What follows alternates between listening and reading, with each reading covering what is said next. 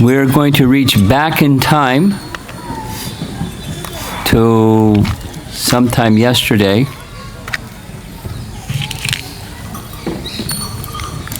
where we heard about the departure of Jayatirtha. Seems like a long time ago we were on that topic. And then comes the succession of Jayatirtha. Jayatirtha was requested by Jayatirtha to continue in the responsible post of carrying on the teachings of Ramanujacharya, and specifically to write commentaries on the writings of Ramanujacharya, which were voluminous. Feeling a heaviness of heart, naturally, at the departure of his dear Jayatirtha. He was still quite young, a sannyasi, but still quite young. And he took this parting instruction in the deepest place of his heart and began.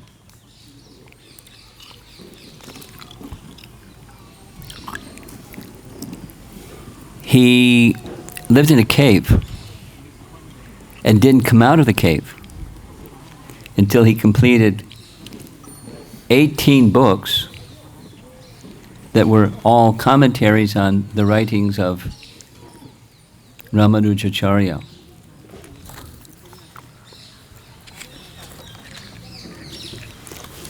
He eventually earned the title Tikacharya. Tikacharya means, Tika means commentary. And so one of his most celebrated commentaries was Nyaya Shuddha. Just to give an example, 12 volumes, 1,919 verses, and while living in the cave, he was worshipping, of course, his spiritual master, and he had a deity of Hanuman, and he had a deity of Asvasena. Remember, Asvasena is the one that helped him leave the body of a bull and so forth and so on, and instructed him to take sannyas when he was doubtful of his capacity to do so. While living in the cave, his biography says, the goddess of fortune Lakshmi appeared to him in his cave and gave him two gifts: a pen or some writing instrument to write his commentaries with words of encouragement. Go, Jayatirtha, go, write commentaries. And a betel nut. So he took this as what it was intended to be. And his mood was not achieving something. His mood was to be a pure instrument. Therefore, he was abundantly always worshiping and praying for the mercy and the empowerment to be a fit instrument.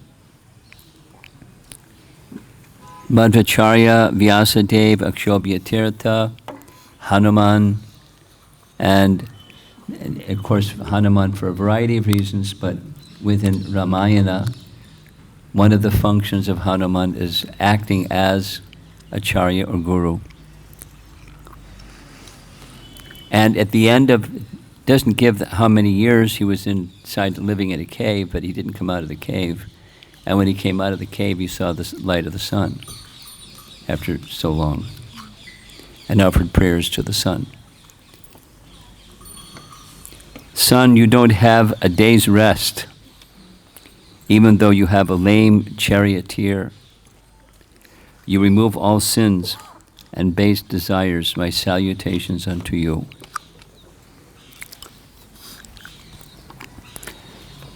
So I'm going to remind you of something you've already heard 3 times, and now you're going to hear it 4 times.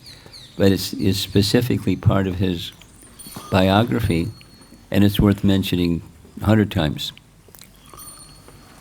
As you remember, there was a debate between his spiritual master, Jayatirtha, and a Advaitin personality named Vidyaranya. Vidyaranya at that time and subsequently was the main priest of the king of the Vidyanagara kingdom. Now, as you may remember, it was one of the generals in the Vidyanagara kingdom that drove the Muslims out, the army. So it's an important kingdom. It was a Hindu as opposed to otherwise kingdom. And this Vidyanagara, although he was defeated in debate by Jayatirtha's guru, Vidyaranya, offered an invitation to Jayatirtha to come to meet the king and to receive honors. A gesture of a person of character. Yes, they differed in doctrine. But when he was defeated, he wasn't defeated in a humiliating, rub his nose in the dirt kind of way. It was a discussion on doctrine. And he acknowledged that Jayatirtha was a worthy representative of his guru. And he expressed to Jayatirtha, who accepted the invitation, I miss your Akshobhyatirtha, your guru, very much. He honored one who disagreed with him in doctrine.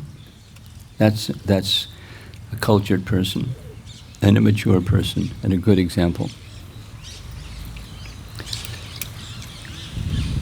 They had appropriate exchange of mutual appreciation. It wasn't cosmetic, it was very genuine.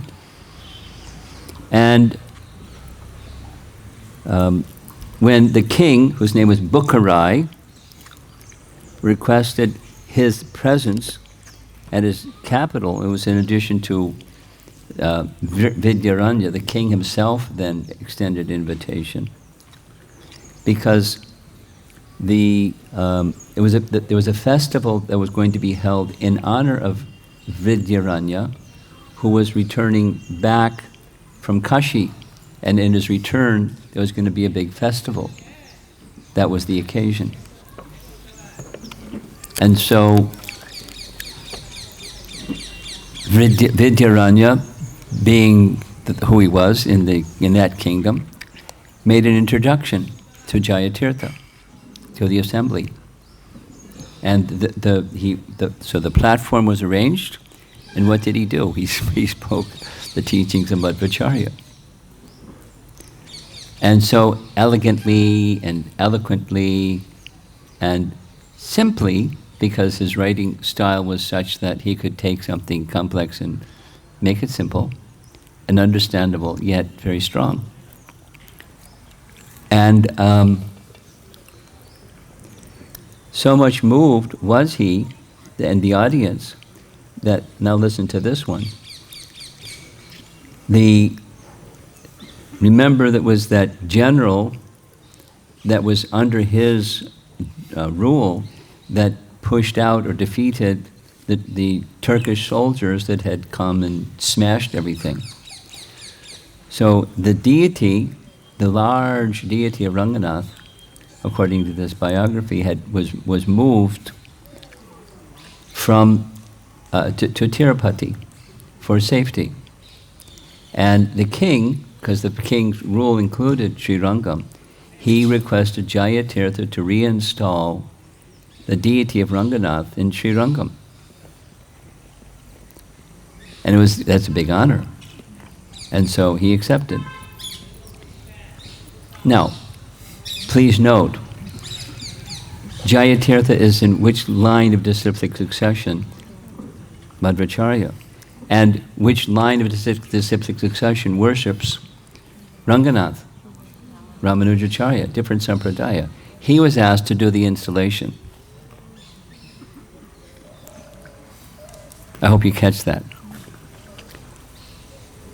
It's kind of unprecedented, but it also shows maturity, and it also shows how highly regarded was Jayatirtha.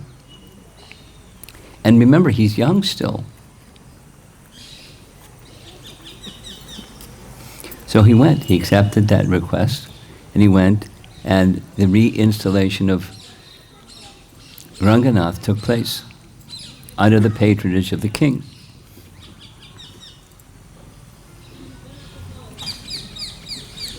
And what did he speak? Madhvacharya's teachings in Sri Rangam. And so eloquently, and so elegantly, and so non-confrontational debate and nana kind of mood. It was loved by everybody. Brilliant. After that event, the timekeeper is going to let me know when I run out of time, because there's more to say than there is time. So he then went to Udupi after that, because he had deep affection for the place and the history of the teachings that he had learned from Jayatirtha and so forth. And so he went there to Udupi. He visited all the places in Udupi. And one of the places he was especially moved during his visit was the Ananteshwara deity. It is said in his biography is at the emotional and spiritual upliftment he experienced during that visit was so great that the beast aspect of him was given up. Not like he was a beastie person or something, like some people I know they're a little beastie. And then he had darshan of Udupi Krishna. And he stood for a long time, unmoved, in front of the deity of Udupi Krishna, and offered the following prayer. O Lord, in the battle of Kurukshetra, you taught me karma yoga, jnana yoga, and bhakti yoga, which is the essence of all learning. Yet I did not heed all of that because of my false ego. You were very compassionate. That is why I had the good fortune of being born here. I was a bull, carrying my master's spiritual books on my back, and eagerly listened to his explanations. By my guru's grace, I could digest the inimitable Gita and was released from animal life. And have later written commentaries on my guru's books. You, the Supreme Lord, entered into the battle to help us, tended the horses, and became my charioteer. I have come here to offer my salutations and offer all my writings on the books of my guru. Now he's speaking of his guru as Madhvacharya, because all Madhvas look to Madhvacharya as Parama Guru. Next day, in Udupi, he starts his explanation of Nyaya Shuddha. So what's Nyaya Shuddha? It's a commentary on Brahma Sutra, but it's the more extended, the Anu Vakyana, more detailed explanation in his commentary on that. That's what Jayatirtha is particularly known for. We'll hear that shortly again. Madhvacharya wrote the books, Jayatirtha wrote the commentaries or tikas, and Vyasa Tirtha wrote the, what's it called? There's another Sanskrit term for a gloss of those commentaries on his writings. What's it called? You look it up. We'll get there. I have to go quickly.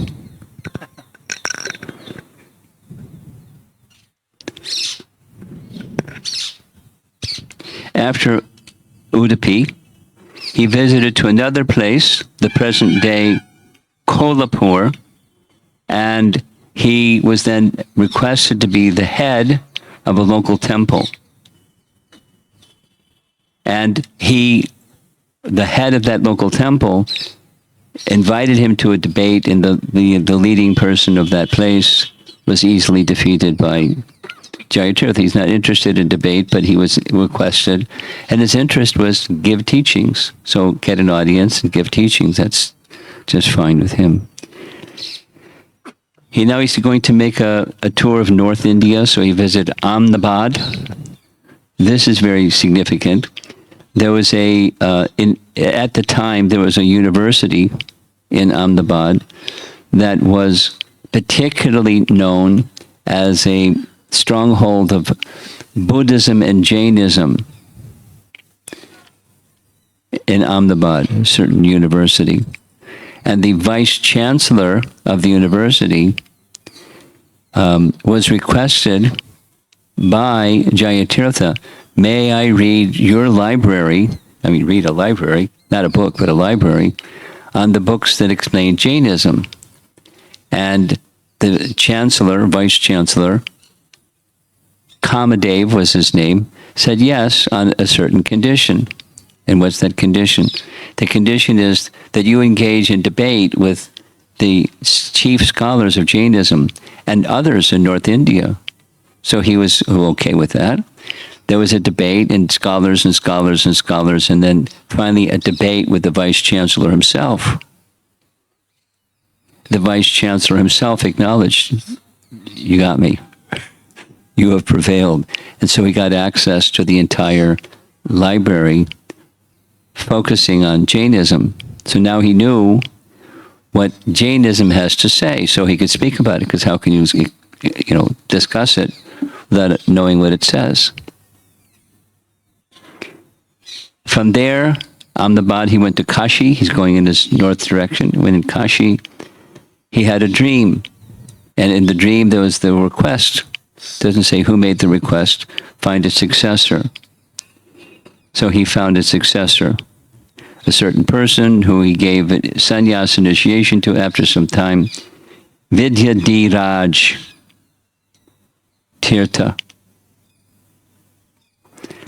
Now he's in North India. The emperor of Delhi was a Muslim gentleman, and Tulug was his name, and he heard about Jayatirtha, so he invited Jayatirtha to come and pay a visit to his kingdom. Now he was notorious bad guy. Notorious. But he loved books. He liked to kill Hindus, but he also loved books.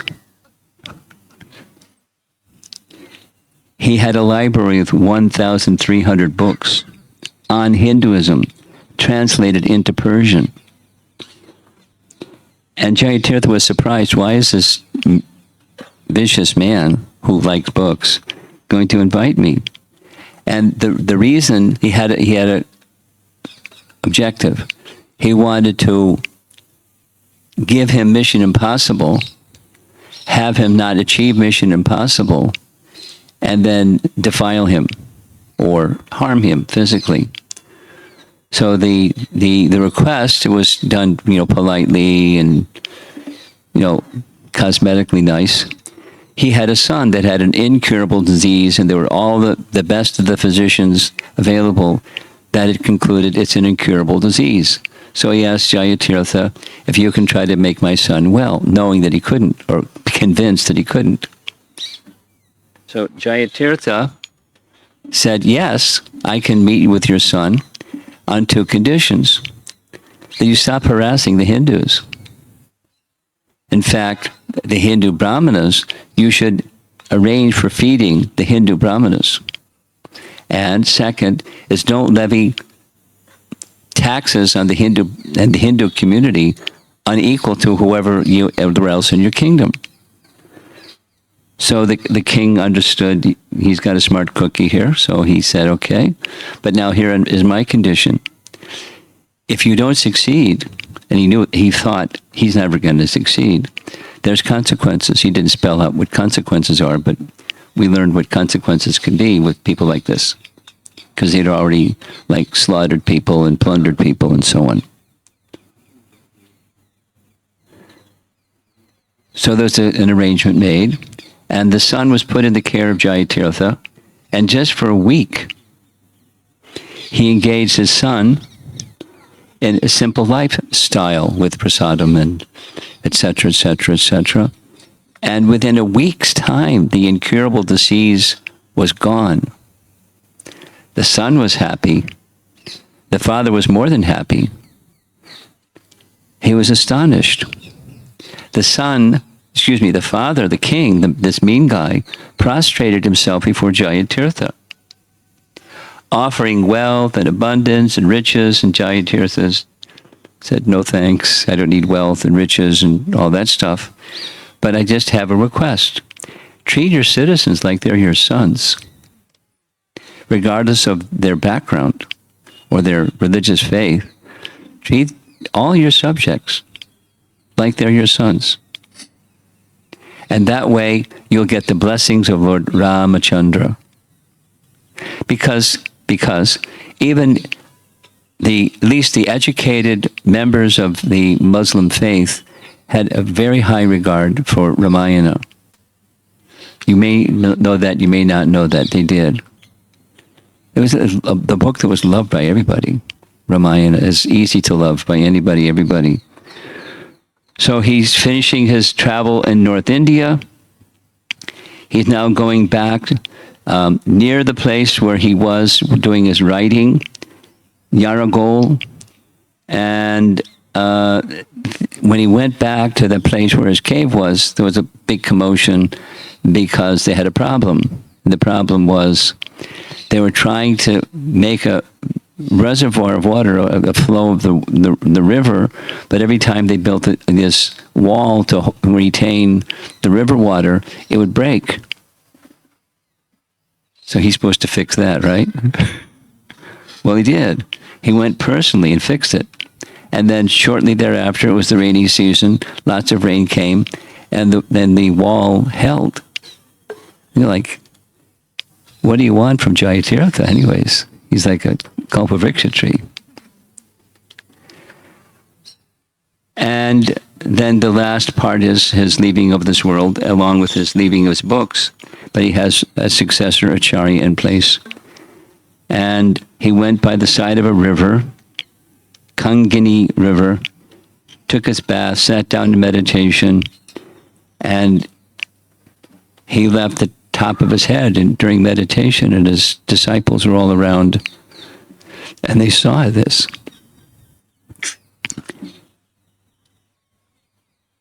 Now, he had many, many accomplishments, and we're going to hear something further about his accomplishments, but particularly in the line of Madhvacharya, his accomplishments were his commentaries, especially. So you can, again, take a look at your leisure at the introduction of Bhagavad Gita and read the disciplic succession. And looking for that particular indication, he, along with the successor, Vyasatirtha, most important persons in the line as far as writings are concerned. Did you find the other term? Tippani? Tippani. So there's tika, that's commentary, and there's tippani, which is a gloss or a summarization or a broadening of what the commentary says. So that's the contribution in this line of Madhvacharya that Vyasatirtha did. Yes, that's the one I was looking for. So there's a quick explanation because of time. The brother, Madhvacharya had a younger brother, right? His younger brother wanted to take sannyas after his parents had attained Vaikuntha. His brother said the time isn't right now, so he went back to his home place and engaged in severe austerities for the month of the rainy season,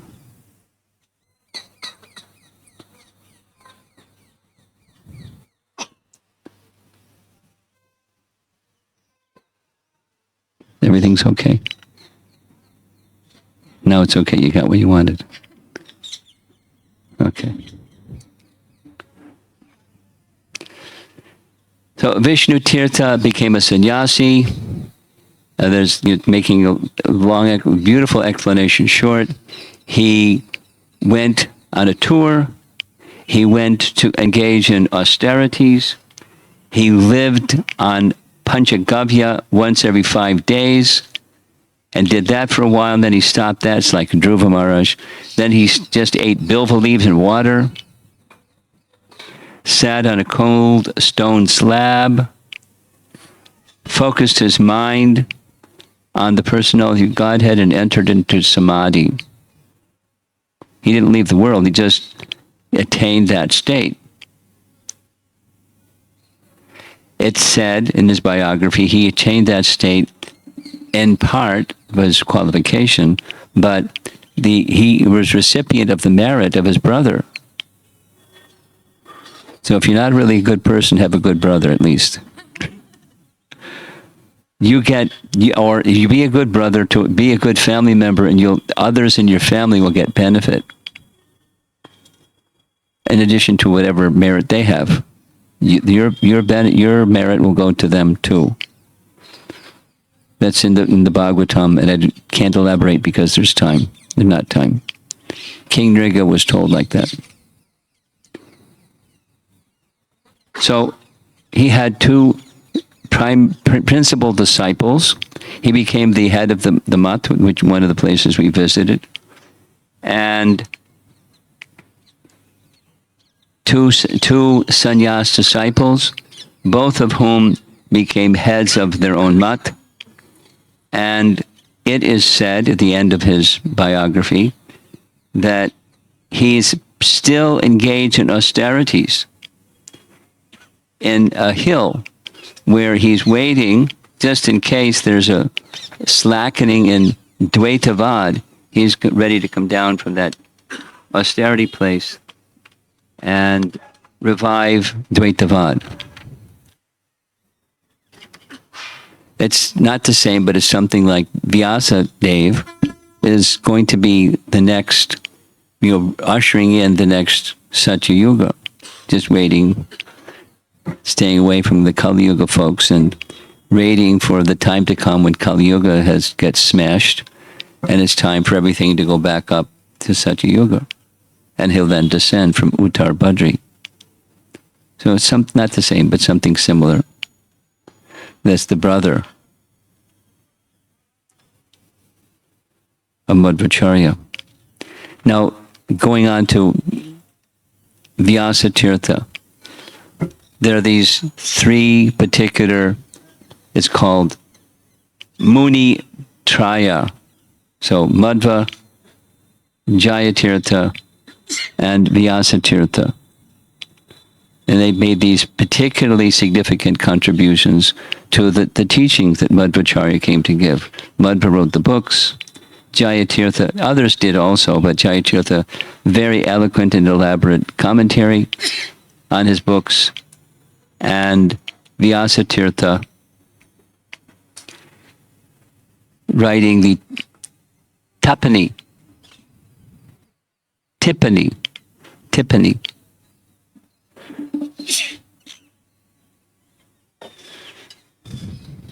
He later in his life, he lived for almost over 100 years.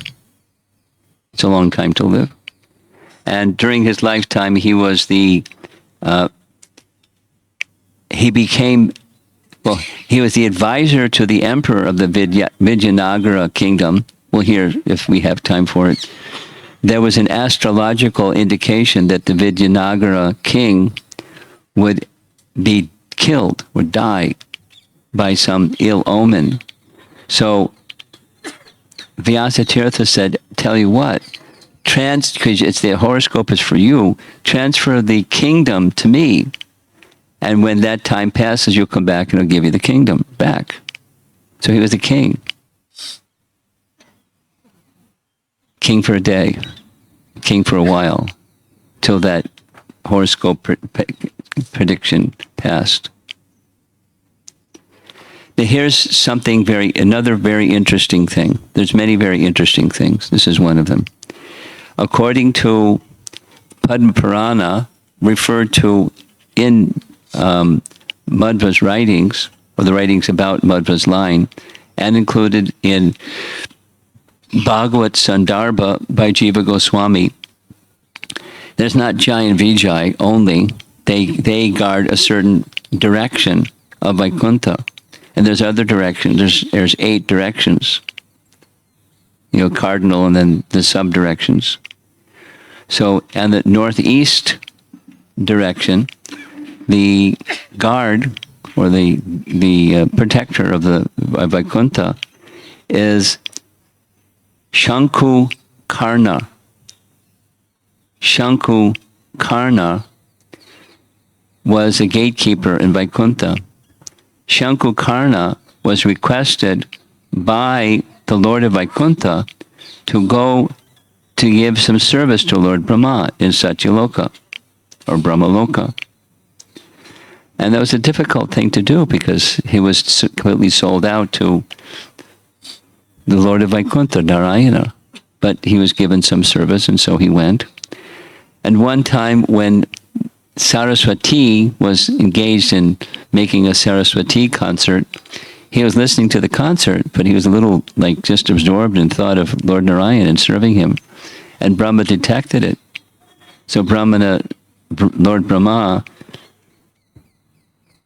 purposefully scolded him and said, "You do descend into the material world." And so he did. Already Brahmaloka is in the material world, but the lower planets, you become a demon. Whoa. So it was a purpose behind it.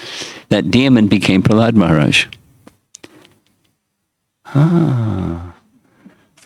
This is, of course, in the Bhagavatam, the version is I'm getting distracted. There's different yuga cycles, and then therefore there's different explanations according to those different, not only just yuga cycles, days of Brahma, when Prahlad's previous life was different according to different days of Brahma. So this explanation is he previously was a servant of Brahma in Brahmaloka, and cursed by Brahma, he descended and entered into the womb of Kayadu and became Prahlad. And according to this biography of Vyasatirtha's life, in his next life, he became a king. And in his next life, he was King Balika. Who was King Balika? King Balika was the brother of Maharaj Santanu. Who was Maharaj Santanu? He's Bhishma's father. Notice the connection. Bhishma's father was Santanu, and Balika was his brother, Santanu's brother. You're nodding your head like you've heard this before. From your dad or from somewhere? Okay. So King Balika, when it came time for the battle of Kurukshetra, he took the wrong side, just as Bhishma took the wrong side. King Balika took the wrong side. And fortunately, he was killed by, guess who? Bhima. And after he was released of that mistake of taking the wrong side, killed by Bhima, he became Vyasatirtha. And fourth time around, he became another illustrious Acharya in Ramanuja's line, Madhvacharya's line, Raghavendra Tirtha. And I'm not going to do that again. It's a little involved, isn't it? So he's a descendant of, or previously he was Prahlad Maharaj. That's a nice credential.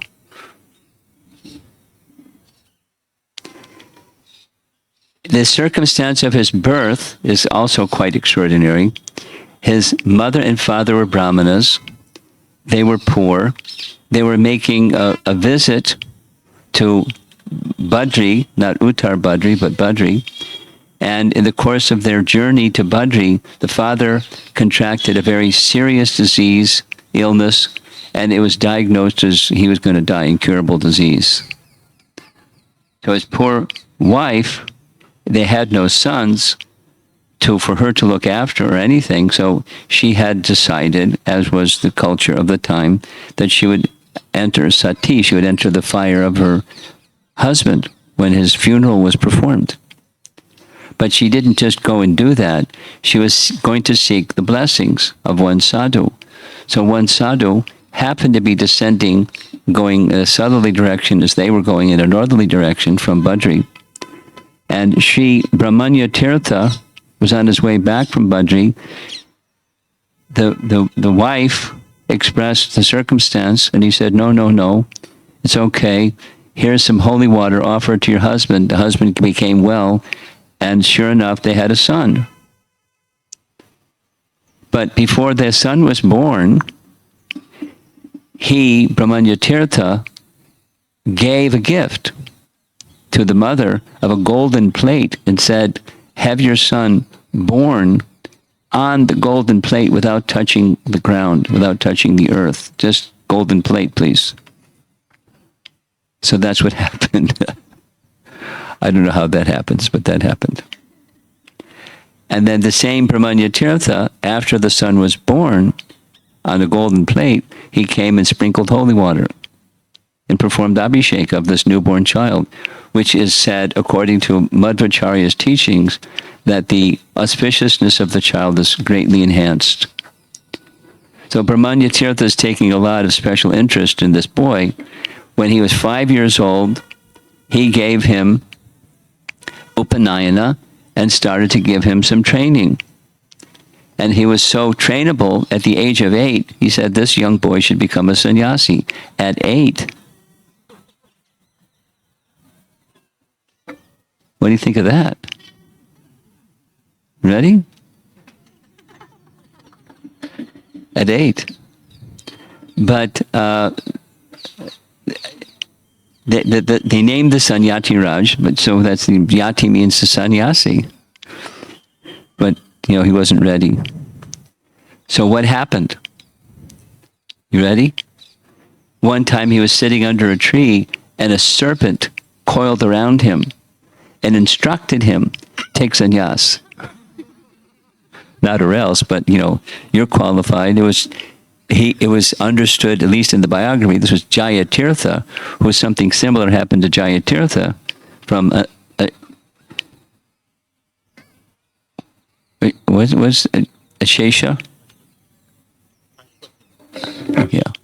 So as Jayatirtha also received some benediction from a serpent, so also Jayatirtha is now giving benediction to Vyasatirtha. Go for it, take sannyas. So he did. He went back to the ashram of Jayatirtha and accepted sannyas. At 8.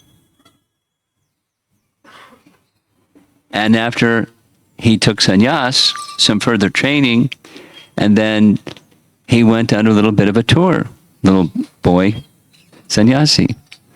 And he reached Kanchi, and in Kanchi he had some debates with scholars, grown men, and he defeated them all. And the scholars were like, what's this? And so they decided to poison him. They weren't really scholars. What scholars would do that? But they did it. They put poison in his food. In his dream, Vyasatirtha had a dream in which the antidote for the poison was given to him, what it was. And he also had a particular mantra, a Dhanvantari mantra. Dhanvantari is the Lord of Ayurveda. A Dhanvantari mantra, and over a period of time, he overcame the effects of poison. He didn't die. After going to Kanchi and some other touring, he went back. By that time, Jayatirtha had departed the world, and he, as a young man, became the head of the particular mutt where Jayatirtha had been. However, he didn't want to just stay and be in a mutt commander or chief. He wanted to get further education. So he went to a place during that time in Karnataka, a place called Mulbagal.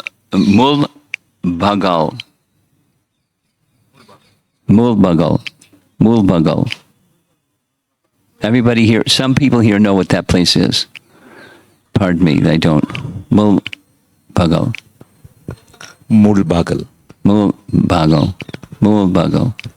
So he studied under a super scholar, and the super scholar's name was Padaraja. He studied for 12 years under this brilliant scholar, Padaraja. While there, he would meditate in a cave. And again, this nice serpent, Jayatirtha, in a serpent form, came to encourage him. Keep going. You're going to do very well. After some time, 12 years of study, now he's getting, a little more mature in his years. There was a request by Padaraja. And the request by Padaraja came via a king who was king in the area very near Tirupati, because he was the king. His kingdom was in that area, but he came to know that there was embezzlement of money from donations to the temple in Tirupati. And so he took the embezzlers to task, and there's different versions historically what happened, but they died. And some say he killed them, some say they gave up their life, others say other things, but they died. So now the king, Saluva Narasingha, had a problem. He needs people that are going to look after the deity. And he also has a problem how to take care of the sin for killing a Brahmana, whether he killed them or didn't kill them. He needed some solution. Killing a Brahmana is no small thing. So he went to Padaraja, what to do. Padaraja then said, here, I'll take care of the sin. And he sprinkled holy water. Now, the other students in Padaraja's school said, what's that? Sprinkle water and someone gets free from the sin of killing a Brahmana. So to demonstrate that power that he had a cloth that had been stained in oil, and he sprinkled a little water on the cloth that had been stained with oil, and the stain went away. So that was pretty good. So he said, similarly, he's freed from the sin of Brahmahatya. And now my friend, the king, or this king who was taking shelter of me, wants someone to look after the worship of the deity. So he requests Vyasatirtha to look after the worship of the deity. So he did that for 12 years. Remember, 12 years plus 12 years, and however old he was when he went to Padaraja's school. He's now at least in his, close to 30. He did that for 12 years. And then he did some more travel, because he turned that worship of the deity over to a suitable person. And he continued with his travel and his preaching. And one of the places he went to was Sri Rangam. While he was in Sri Rangam, there was a problem. Even a holy place like Sri Rangam, there can be problems. And the problem at that time was there was Shaivites. They weren't the same as this wicked ruler, but they were harassing the followers of the worshippers of Sri Rangam. Now remember which Sampradaya. He's in the Madhva Sampradaya. So he dealt with the Shaivites in Sri Rangam. And establishing the main mission was establishing the supremacy of Vishnu and the worship of Vishnu specifically. And his fame, now he's a young man, his fame was spreading. The king of Vijayanagara had a nice idea, because there had been this oppression from invading military forces. And it's not like it was completely over, or the threat was completely over. So the son of the king and another ruler decided, let's have a very compatible leadership to make a strong hold of followers of Vedic culture. So Sri Vyasatirtha was invited into that role. He took that role and did that role for most of the rest of his life, like a guardian and protector of the Vedic version. Of course, he had a particular brand, but he was one of these broad-minded persons that could understand other brands are also okay. And for several generations of kings, it wasn't just the one king that invited him. So he was a very powerful person in this Vijayanagara kingdom for bringing the respectability and universality amongst the followers of Vedic culture. He had a school. He had 10,000 students in the school. Not that he was teaching everyone, but he was like the headmaster of the school. And, one can imagine very, very elevated standards. And because of that, scholars from all over of different backgrounds and different persuasions and different isms and different ideologies came to meet him and sought his blessings and his edification. Then came this, the king himself, one of the first kings that actually invited him. There was a period of time when astrologically there was a configuration of planets that was really, really dangerous for him. So under advice of Vyasatirtha, turn the kingdom over to me. So he became the king. So that was one of his titles, Vyasaraj. Vyasatirtha became Vyasaraj for a while, until that period passed in his horoscope. Another very nice detail, and we're 5:15. What to do? Okay, so in his previous life, before Vyasatirtha, who was he? King Balika. King Balika was fighting on behalf of the bad guys, the Kauravas.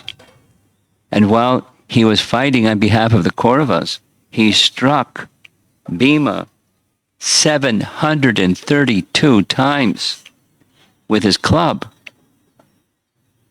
So to make amends, he established 732 Shalagram Shilas throughout the whole of India. Yes? No, deities of Hanuman. Deities of Hanuman. 732 deities of Hanuman. So one of the places that he liked very much was by the banks of the Tungabhadra River. We visited this place. There's a place where he did meditation, and in his meditation, a form of Hanuman kept reappearing. And after that form of Hanuman kept reappearing, he finally got this message that he should make in that place where he was doing his meditation a deity of Hanuman. So on a rock, he began making an illustration of the form of Hanuman. And as soon as he finished the illustration, it disappeared. The form of Hanuman disappeared 9 times. So finally he made this yantra, and the form of Hanuman didn't disappear. So there's a nice picture. Probably Shamakun can send all of you a nice picture of this Yantro Dharaka Hanuman. There's a temple, and there's on the rock a form of Hanuman inscribed by Yantra. Maybe some of you have seen that image. So I can show you what's in my book, but you'll get a digital copy to see. So it's a celebrated place where Vyasatirtha went. He wrote some writings, and one of those writings was a direct confrontation of Shankara's teachings. Nyayamrita. Nyayamrita. Amrita we know. And Nyaya, logic. Very logical refutation of Shankara's teachings. Oh, that made a big turmoil. And a very celebrated person, maybe some of you heard this name before. During this visit, we've spoken of Madhusudana Saraswati was a super scholar in the Shankaracharya line. So he wrote a heavy refutation of Vyasatirtha's writing, Nyayamrita. And it's known Advaita Siddhi. Maybe some of you heard that title. Do I see anybody nodding yes? Advaita Siddhi, Madhusudana Saraswati. In course of your getting involved in the Hare Krishna movement, you're going to hear that name, those two names. Advaita Siddhi is like super duper, high-powered, strong, very clinical presentation on Shankara's teachings. It was in response to Vyasatirtha's teachings. So some members, without going through the who said what, went through several generations. It was a big commotion. This book by Vyasatirtha created a big stir. So somebody wrote a refutation of Advaita Siddhi, and somebody wrote a refutation of his refutation of Advaita Siddhi. And after several generations, it kind of simmered down. The heat of it simmered down, but it's still there. I'm not a Sanskrit scholar, but I've heard that reference multiple times.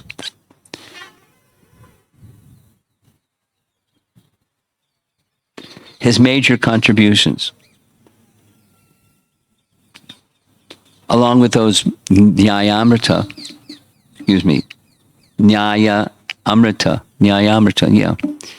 He popularized, we mentioned a couple of times, this Haridas movement by taking, he was a composer of sorts, and he composed writings so that musicians could play the music and sing the songs that gave names of Hari and the teachings of Madhvas Lineage. He was a key person involved in all of that. Not only that, he was involved in music. He was a precursor to the classical Karnataka music.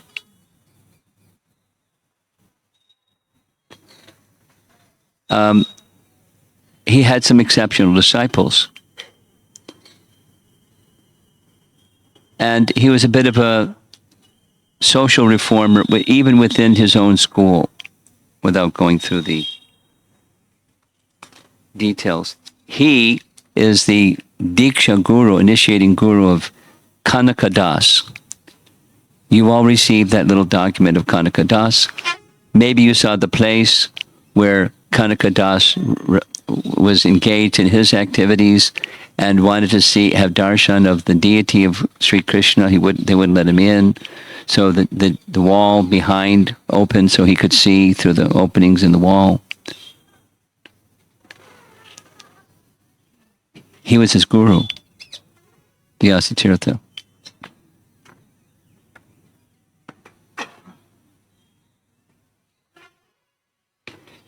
According to the teachings of Madhvacharya, there's 9, and one of them is there's gradations of souls. Taratamya is the Sanskrit word, gradations of souls. So it is said in that gradations of souls section that Now we're on to another personality, and we're not going to have time to do this. Jayatirtha is going to be the next Vayu, because so he's an elevated person, and elevated persons may go to Vishnu Loka, but he is going to specifically become Vayu, which is, the topmost. Now, because of time, starting on another person, Jayatirtha, I think we should better either leave it till later or something, because the sun is starting to set, and it's 5:24, and we're supposed to end at 5:30. I want to start and then abruptly stop, so I think I'll just stop. It's been a long day. This is our third class, and you've seen many deities and had a long ride yesterday. So here we are. Just step back and, what are we doing? We're hearing of the lives of super exceptional persons that are inspirational and instructional. Not that we can be like them or imitate them or something, but take inspiration. And they're very merciful personalities. And merciful personalities like to give mercy. And the mercy that they're giving is not specifically theirs. It's the mercy of the merciful, the source of mercy, the personality of Godhead. So hearing about them is pleasing to the personality of Godhead, and that's how we can get mercy from the personality of Godhead, filling our thoughts about those persons instead of the other ones. And the world is full of, news and blah, blah about other ones. So these are persons that hearing about them are pleasing to the personality of Godhead, and it's part of the path to perfection. And meditating on them, hearing about them. So I'll again remind you, when we get to this time, but the whole class is going to be your topics. So think about it between now and then. What are some topics that are take-home matters for you? You're sharing inspirations that you can apply besides, smaller informational kinds of details. Inspirational. Carry you forward in your spiritual journey.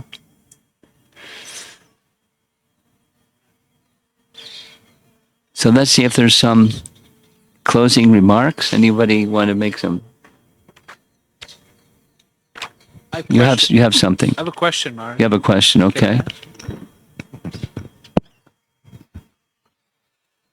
Mark, you said something that got me thinking. That's good. With many things. But, so you said in the Madhva line, many see Madhvacharya as Param Guru. Yes. And then my thoughts were going to Srila Prabhupada. Yes. As founder Acharya. Yes. And the term founder Acharya has its same import. Which I guess my question is, initially it was a little tough to learn so many different details of a different sampradaya. What seems to be a different sampradaya was really a trunk of our sampradaya. Yeah. But it also seems, this in-depth study probably helps us appreciate Srila Prabhupada as founder Acharya, just as Madhvacharya, yes. Ramanujacharya are also founder Acharyas. Thank you for that. Thank you for that. Could you maybe shed some light on how we can appreciate Srila Prabhupada by this study, in-depth study of Madhvacharya and Ramanujacharya?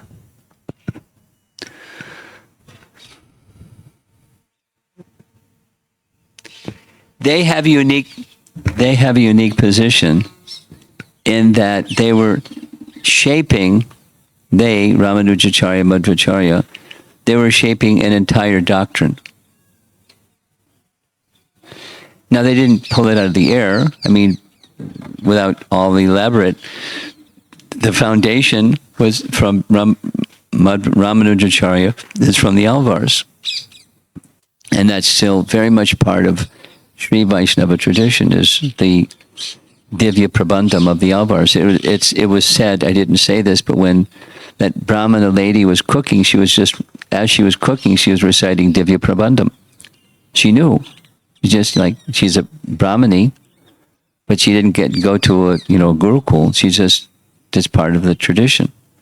So he drew from that, but organized it in systematic way and wrote it and taught it and lived it in such a powerful way that it's still there. It's continuing. So he has that unique position. Madhva similarly has unique position. Now for ISKCON in particular, there are other branches of the Gaudiya line. Now, what do we do about the other branches of the Gaudiya line? To that, it depends. But at least ISKCON, what Prabhupada did was unprecedented. Not, in the world, the history of the world, what he did. Established in such a short period of time all over the world, and it's continuing and continuing. So in that sense, aside from, within ISKCON for sure, and even aside from ISKCON, how many persons, many persons that are not ISKCON members have profound appreciation. He also rocked the boat of some other people without going into it. Because he was so strong. So you become strong and become successful, you have enemies, guaranteed. But your question specifically is corresponding to Madhva and Ramanujacharya. How would we compare the position of Prabhupada? Specifically for ISKCON, it's significant. The similarity is significant. There's differences, and he didn't create or formalize Siddhanta. He just took the instructions of Bhaktivinoda Thakur and Bhakti Siddhanta and made it a reality based upon the gifts that Krishna had given him. His ability to write, his ability to speak, his faith in the holy name, and profound faith in the words of Bhakti Siddhanta.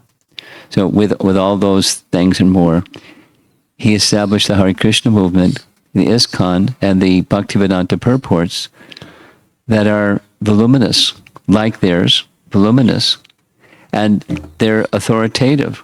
Now others, it's not that others, without mentioning names, there are others that were also exalted and wrote commentaries without mentioning names and so forth. There are persons that wrote similar things, but they don't carry the same effect. So he has even amongst the Gaudiya line and the diversity of persons in the Gaudiya line, there are many very powerful, very illustrious, elevated persons in his contemporaries and prior. But what Srila Prabhupada established is like what they did, different from what they did, but like what they did. And did it all over the world. And is continuing and continuing, uniquely. Profound.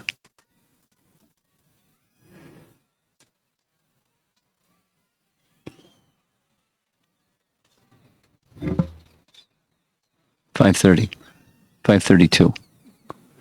I think we should end, and we'll see you all tomorrow. What's the schedule tomorrow? Who's going to tell us what the schedule for tomorrow is? Go ahead, do what you got to do. Isn't he just a humble man, just behind the scenes doing everything and